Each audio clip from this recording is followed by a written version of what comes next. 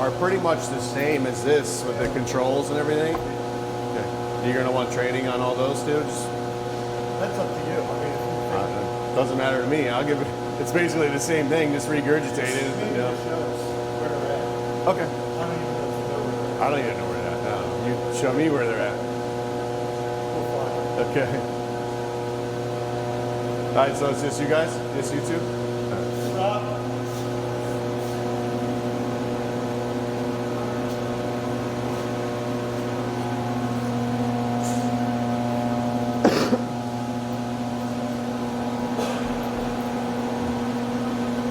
This has been here for a year too. It's been pretty beat up. And it's here during the construction. Oh. That's it a couple times. Filled with us. Right.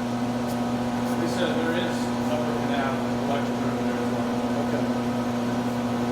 well. All right. So this is your Eaton 9355 UPS. The way it works is these buttons control the screen back and forth.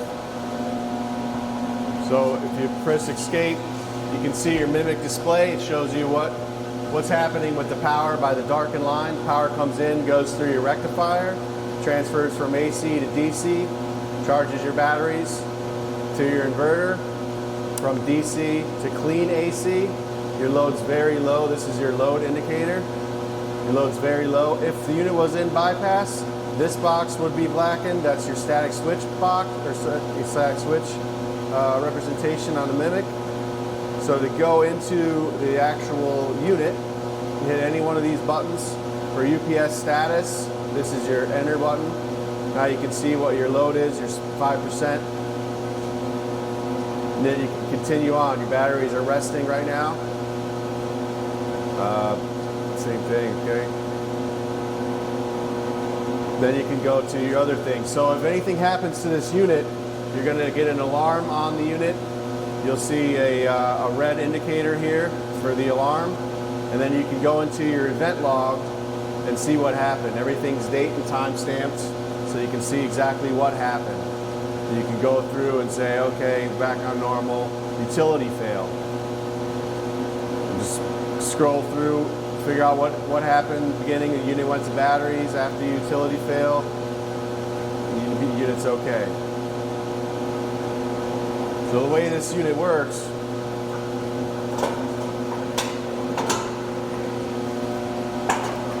these are power modules. And this is a 208, 30 kVA box, 208 in and out. So each one of these actually is all one. So mainly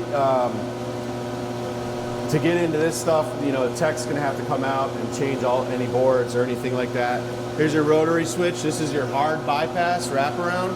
So what's the difference between that and the static bypass? Static bypass is electronic, so if you lose power, that's it. You're done. Yeah. And then if that fails, you can do this, and we'll have 208 around everything, right? Yes, if the unit internally has a problem, you can flip that and have the power go out. You know how you said that one didn't have one? Well, it does. It does. But it's unusable because it's that low voltage. Because of the transformers, right. Well, this one's 208, 208, so you'll be able to just flip it over, and then you create a hard line going from your input to your output. And so here's your input breaker to the unit. That gives it power. This is your rotary switch. You can put it on service. That'll allow you to turn this on and have the load connected through the switch. And then your battery breaker turns on your batteries that are down here. When we go to switch this, if we ever do we have to shut it down, switch it, and then turn it back on? Yeah, you do have to take it. You don't have to shut it down. You take it to bypass. In here. In here. Yeah. And I'll show you how to do that. So this unit's really easy to navigate. Everything's, you know, up, down, or right. So if you want to transfer it to bypass, you go to controls, go to manual bypass, hit enter, that goes to manual bypass. Then this will be highlighted in orange, and then the Mimic will show the power going through the static. So that brings on your static bypass. Yes. But if I wanted to bring that in, Yeah, bring this to static first, okay. and then you can rotate that. So if this thing failed, would your static bypass still work? Yeah, that's what it's. I mean, would you have power on? That's what it's designed to do. Yeah. If it has an internal failure, it's designed to go to static switch. Okay. That's why it was weird that one didn't. Yeah, it says it's supposed to. Yeah. But everything is dead. Right. Right. Yeah. That's not good. Well, and then we had 480 coming in, so which couldn't throw it to the 208 out. Yeah. Yeah. They had a right transport. Yeah, that's weird. All right. Okay, so I'll go through all the menus. So you can start the Mimic display. You have your UPS status that'll tell you what's going on with the batteries and what's going on with the UPS power, what's the percentage output. Then your event log will tell you step by step of what happened in the case of an event. Your measurements will tell you your input voltage, your output voltage. You can, and then once you go into measurements, you say output or input or battery or bypass. So sometimes what happens is the input line to neutral and then line to line. Here's your current. So right now you're you're a lot of current on your A phase. It's not really good for the UPS. You should try to balance these phases out on your panel, so that way each phase is getting the same amount of runtime. Right now you're burning on A only.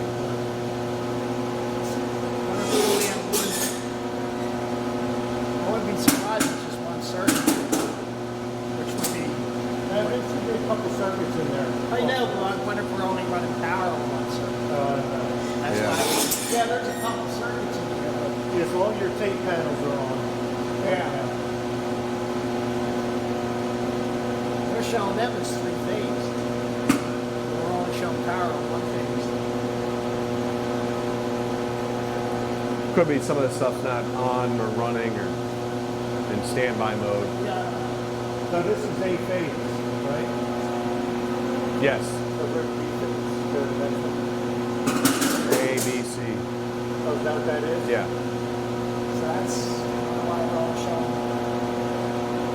Unless they only grab 1, 2 legs. There also might not be enough current to show up on here. There has to be a certain amount of current. Your guys' load is like 5%, so it might be just a little more current to actually show on here, not show on the other ones. And the way that you would test that is you would actually put a clamp on it. So there's your output measurements, here's your battery measurements, here's your battery voltage. Eaton Units has this battery technology, they call it ABM. What happens is instead of charging the batteries constantly 100% of the time, it overly charges them and then lets it creep down until it gets to a certain point and then overly charges it. So you actually get a little bit more runtime and it's supposed to be better for your battery life. So it's at 230, it's supposed to be only 216, so it overcharges it, now it's just going to let it. That's why it said battery's resting, they're just sitting there resting. So you can go back to the event log and see the last charge cycle. Yeah, maybe. I don't know if it will record that. I think it does do. It does do internal resistance charger off, charger off.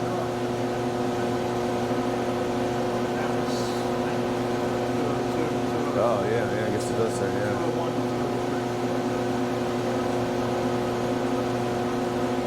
Huh.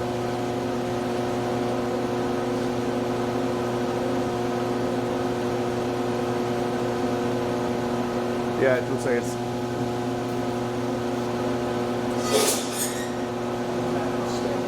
Looks like it's on for 2 days and then stops. Yeah, well, you just trickle charge, right? Yeah. Or does it have a variable output? No, we trickle charge it. Drops Yeah. fast, so you can put out a higher amount. No, if it's got a fast drop, then that means there's probably a bad battery. It'll probably give you an alarm, bad battery. All right, so here's measurements we were in. I want to go back to batteries. battery current. There's your battery runtime. Based on your load and these batteries, there's your battery runtime. The hours, oh, It's minutes. So 380 minutes. Yep. That's what you should technically get if you. Full draw. No, at current load. No, no. Yeah, exactly. No load, exactly. So is there a minimum runtime that this has to provide power for? Yeah, it all depends on what you spec out. Some people, This isn't for lighting, so yeah, it's probably not that critical. it's all about what you deem is critical. Yeah, basically, you could spec it out however you want. Some people only want 3 minutes of runtime because they have a generator, they rely on their ATS to transfer over. You know, it all depends on what you spec it out to be. This unit, probably by itself, is, I think, designed for 18 minutes at 100% load. So you have hardly any load, you have 380 minutes. 6 hours. Do you have a generator on this as well, or no? Okay, so then you hardly use the batteries at all. Yeah, for 20 seconds we get gens. Right. Yeah, it transfers over, right? So is this a this won't drop out before the static switch picks up the. Is it a seamless transfer? You know? The static, the static switch fires in 4 milliseconds, I believe, which is Pretty fast. yeah, pretty fast. So we shouldn't see any drop in our power. No, you never see it now. And then yeah, so your ATS is where you would see maybe a little bit more of a drop. That's probably a little bit more time than 4 milliseconds of you take a power hit.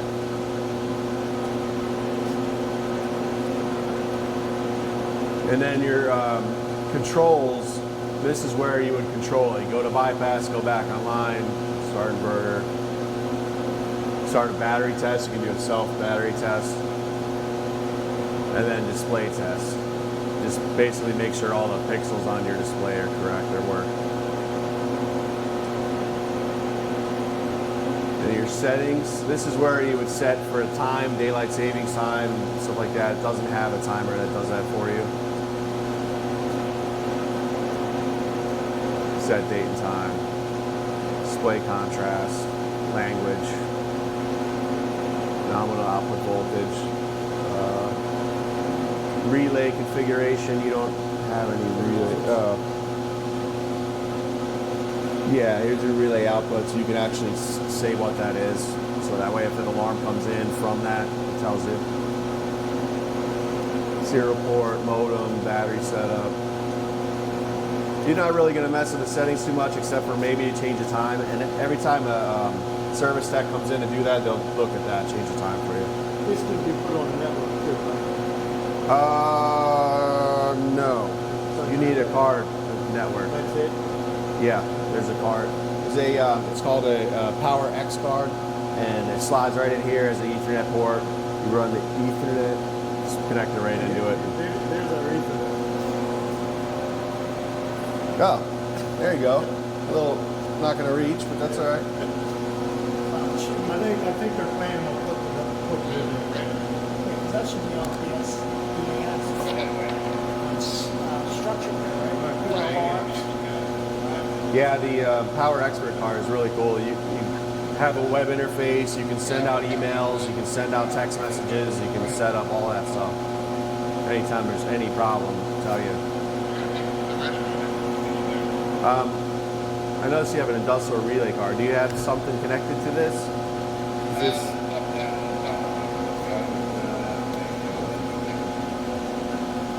It doesn't look like it goes anywhere. It probably just coiled up inside here. What is that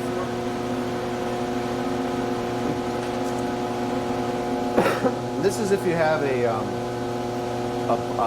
external bypass cabinet, or if you have like a building management system that you want to send specific points to, and you can program those points. Did you? There is a building management system. I don't know if this is on. I don't think so. I don't think so either. I think this is probably inside, coiled up in the top. But yeah, that's pretty much it.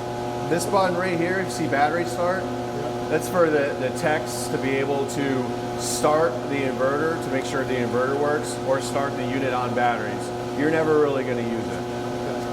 But it What about is. service? What about service? Is there a scheduled maintenance that we got to do? Yes, if you paid for it, or if you paid for the service, it's normally 2 PMs a year on the UPS. No, 2 PMs a year on the batteries, 1 PM a year on the UPS. And these batteries down here are just, they're little 12 volt batteries, and they're just in a tray, long tray, and when they go to test them, they hook them up to a load bank, and they just watch the load bank drop. If it drops fast, that means it's a bad battery. If it doesn't drop fast, it's fine.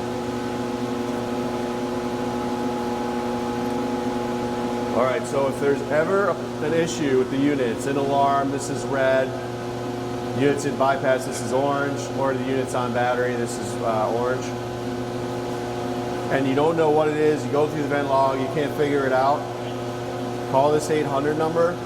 They're going to need the serial number. That's not your cell, is it? No, I can give you that too, though, if you want. Call the 800 number, give them the serial number. They'll know exactly where you are, what you have, and they'll tell you how to work. You know, get it up over the phone, or they'll have to send someone out, depending on how severe it is. Any questions? I'll let you play with the unit. There's nothing you can really do except for maybe transfer it to bypass that you don't want to. Yeah, so other than checking out the node on the A phase, doing some investigation there. Yeah.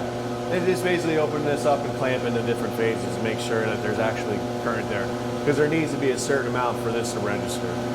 Yeah, I don't even know what all is on here. I think it's just tape equipment, so the control equipment, like Okay. that panel right there. Yeah. So there's like 4 to, Like a PLC in there. Yeah. Okay. and that might only be running on one phase right now. Right. You know what I mean? So even if it was 3 phase, that could be on balance, Yeah, right, yeah. right? Yeah. There's a lot of things in here though. So I don't know where it all goes. But. I don't think there is that much. I think there are a lot of A lot of spares. yeah, all the So three here- phase are on that, These are your tape panels, Okay. right? Yeah. and then it's just there's a couple of These are all dead right now. They're all turned off. Single phase. Breaker's on, but the panel itself is Oh off. yeah, I was like, it's on. All right, yeah. And then there's a projector outside that's turned off. Are these 3-phase? Yeah. Yeah. Yeah, these CP control panels, CP 8 8000. These are all 3-phase passes. Okay. CP 9200. There's an audio rack. I don't know where that's at. which we probably know. That might be the one In the upper canal. in the control room. Hey, well, there's a separate UPS. There's a in there UPS on the first floor. There's one here, but I mean now the navigator control room. There's that plug-in right there. Could be. Could be that. Yeah, here has one, but I don't know if there's one over there. You want to play with it? It's pretty easy. Yeah, I'm good. All right, so trouble call comes in. You come in. This is an alarm. What do you do? It's in red. What do you do? Well, it means it's got a fault, Okay. right? Make sure it's in bypass, right? So it's switched over. Not necessarily. Not necessarily. So you go through your event log to see what it is. Right. And then I will call that number. Correct. Right. Exactly. Yeah, so if it's faulty, go to the event log. Yeah. Make sure we have output power. Yeah. And this is bypass. That means bypass. So if that light's on, that means you're in bypass. This light on means you're in batteries. Then you just have to investigate. Look at the event log and figure out what exactly happened. 30 It's clean. compared to other units. Oh yeah. I don't think you want to look inside there. No. guarantee it's cake. Oh, really? It's not good. I think that's why that one failed. That's not good. I mean, it was, that one over there was so caked, you couldn't see the wire puppets. Oh, really? Wow. It's all that beige color. So your first PM, or when they come out to PM, if it's an annual, they'll take it to bypass, shut it down, take it apart, clean it out, vacuum it, all that stuff. That's what they should do. Well, he had some people hit in for the UPS, but I don't know if this one is on that schedule. I know Dave,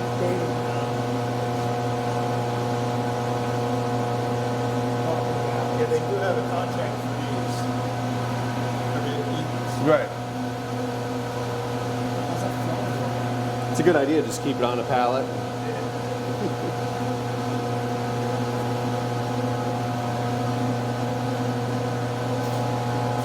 Yeah, you did get rained on once. Oh, really? You see those conduits? Yeah. They were flooding through there with this poor Oh, my goodness. And it did go into a fall. This was early. And Yeah, I can see the water lines, water coming down. That'll void your warranty. And they came out and looked at it then as well. Right.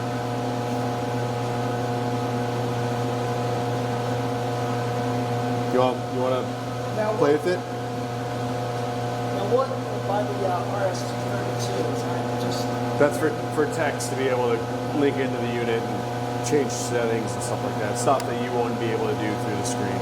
Eaton has a lot of proprietary software with their units, and they want to, basically make it so other people that's how can't you work have on the it. interface, like when you send out a fault code to a text, you can compose it there. No, that would be, there's a card that's supposed to be here if you want to do that through the Ethernet. And then it has a web interface, and then you can change all the settings. You can also look at the Mimic display just like this. It shows you everything that's on this screen, and then you can set it up to send emails or texts. For you guys with multiple units, you can say, in the system, you'd be able to name this as whatever room it's in or whatever. And then when you get an alarm, you say, oh, room A, this, whatever, it's an alarm. And you know exactly where to go. Why don't we look on the print, see where the other one's at? If there is one up there. Yeah. I don't know if there's one up there. Go look at it. No, I don't think there is. That's a rack. It's a rack. The CP draws nothing. Very little. Well, there's another one up in the up in the tower that Tower, does right. the CP. Where it Now, does- this does this one. No, it does the, 1,000. yeah. It says UCUPS. Upper Canal, BC. Yeah. So this is single phase, whatever single phase. Yeah, it's zero.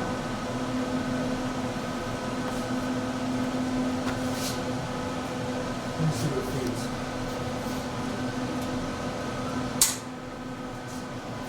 Upper canal lighting control, CP 1000. Flame effect, and that's it. So the flame effect control panel Yeah, the one from and the here. lighting control panel, and that. So, yeah, those two things are off, right? Aren't they powered down? The I flame? think they are off. So all you have, whatever that draws, that's probably nothing but they're out.